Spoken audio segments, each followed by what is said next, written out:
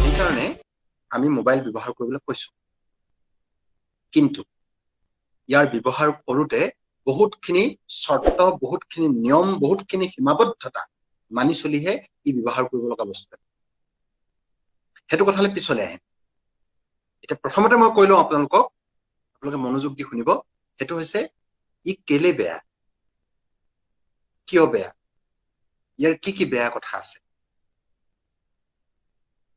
কি বেয়া কৰিব পাৰে সেই কথাখিনি ছাত্ৰ ছাত্ৰীসকলে বুজে কাৰণ তোমালোকে নিজেই নাজানা বা এই মুহূৰ্তত তোমালোকে গমেই নোপোৱা যে এই আহিলাটোৱে তোমালোকৰ ভৱিষ্যতটো কেনেকৈ অন্ধকাৰ কৰি পেলাব পাৰে তোমালোকক কেনেকৈ অমানুষ কৰি তুলিব পাৰে তোমালোকক কেনেকৈ বৰবাদ কৰি দিব পাৰে তুমি মোবাইলটো চাই থাকোতে এই সময়ত চাই থাকোতে তুমি অনুমান কৰিব নোৱাৰা তুমি নিজেও নাজানা কিন্তু মই এইটো জনাই দিম কেনেকৈ ই অপকাৰ কৰিব পাৰে ঠিক আছে প্ৰথম কথা মোবাইল এটা নিচা মানে আসক্তি ইংৰাজীত কয় এডিকশ্যন আমি যে কওঁ ভাঙৰ নিচা মদৰ নিচা ড্ৰাগছৰ নিচা তোমালোকে এইবিলাক শুনিছা যে ড্ৰাগছ খায় ড্ৰাগছ খোৱাৰ পাছত সেই মানুহজনে এসময়ত ড্ৰাগছ এৰিব নোৱাৰা হৈ যায় ড্ৰাগছ নহলে তেওঁ থাকিব নোৱাৰা হৈ যায়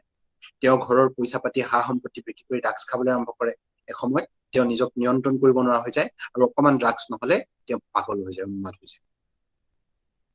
আমি তোমালোকে এনেকুৱা গাঁৱত তোমালোকৰ ওচৰে পাজৰে বা বহুতে একেবাৰে ঘৰৰ ওচৰতে দেখিছা এনেকুৱা কিছুমান মানুহ আছে যি মদৰ নিচাত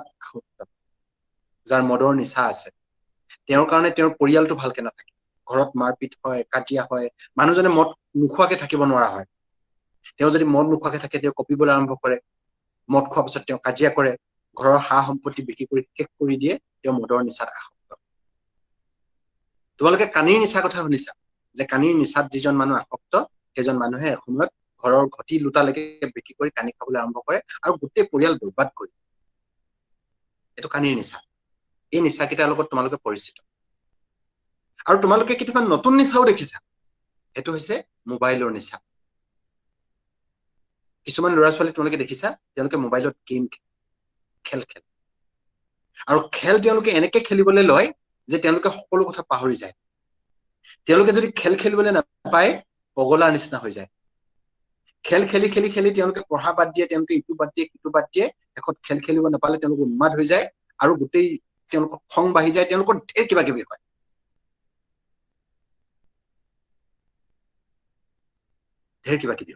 এতিয়া প্ৰথম কৈ লওঁ মই যে মোবাইলত কি নিচা আছে মই আজি ক'ব লগা কথাটো হৈছে যে মোবাইলৰ নিচাটো এইকেইটা নিচাতকে মদৰ নিচা বা কানিৰ নিচাতকে কোনো গুণে কম নিচা নহয় কাৰণ বিজ্ঞানীবিলাকে দেখুৱাইছে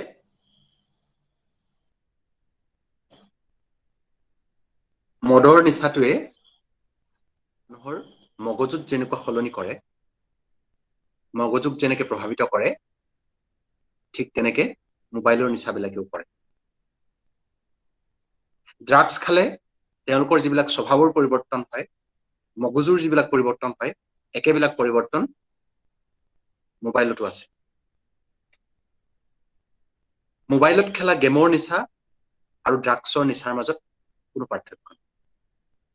ই সমানেই ভয়ংকৰ ই সমানেই প্ৰভাৱশালী ই সমানেই ক্ষয়ংকৰী ই সমানেই জীৱন ধ্বংসকাৰী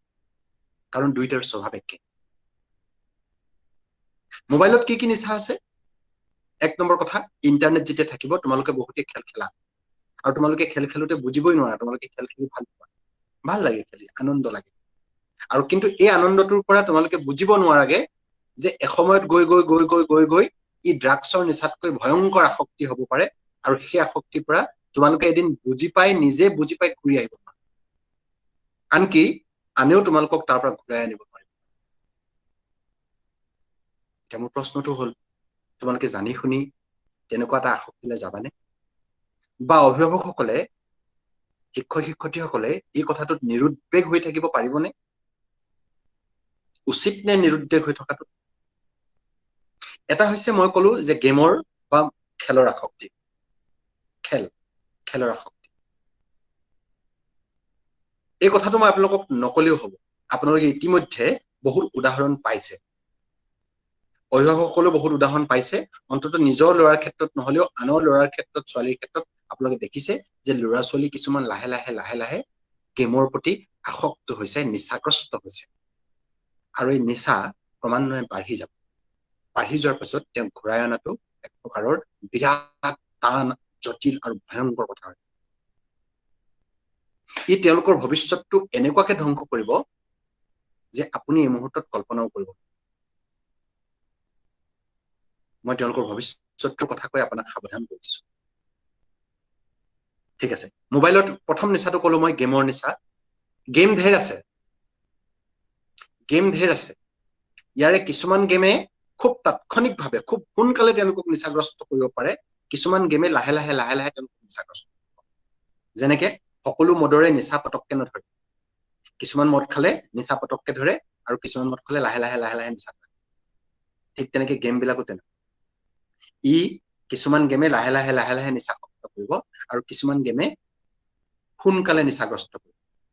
যি নহওক, গেম মানে নিচা, আসক্তি। গেম তেনেকেই বনোৱা হৈছে। মই বহুত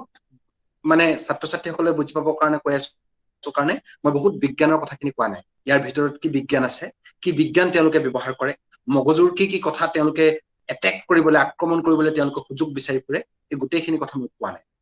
মই অকল অপকাৰটো কৈ আছো। ঠিক আছে, এইটো হৈছে গেমৰ নিচা। দ্বিতীয় কথা, ইয়াত আৰু কিছুমান মোবাইলত আৰু কিছুমান সুবিধা আছে। মোবাইলত অকল গেমেই নাথাকে, মোবাইলত আমাৰ ল'ৰা ছোৱালীয়ে বেছিকে ব্যৱহাৰ কৰা কিছুমান বস্তু হৈছে যিবিলাক ছচিয়েল মিডিয়া বুলি কয়, সামাজিক মাধ্যম। সামাজিক মাধ্যম আমাৰ ছাত্ৰ ছাত্ৰীসকলে বা আমাৰ ল'ৰা ছোৱালীসকলে, যুৱ প্ৰজন্মই কোনবিলাক ব্যৱহাৰ কৰে? যেনেকে ফেচবুক ব্যৱহাৰ কৰে, ইনষ্টাগ্ৰাম ব্যৱহাৰ কৰে, হোৱাটছএপ ব্যৱহাৰ কৰে, এইখিনি তেওঁলোকে ব্যৱহাৰ কৰে। এতিয়া মই কোৱা কথাটো হৈছে যে ছচিয়েল মিডিয়াও এটা নিচা, ছচিয়েল মিডিয়াও এটা নিচা। এই নিচাটো ভয়ংকৰ।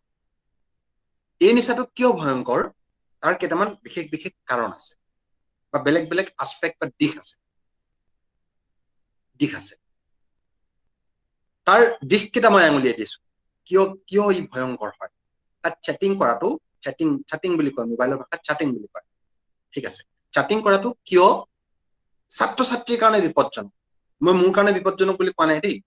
বা আমাৰ ডাঙৰ বিলাকৰ কাৰণে ই সিমান বিপদজনক হৈ নুঠে। আমি যদিও নিচাগ্ৰস্ত,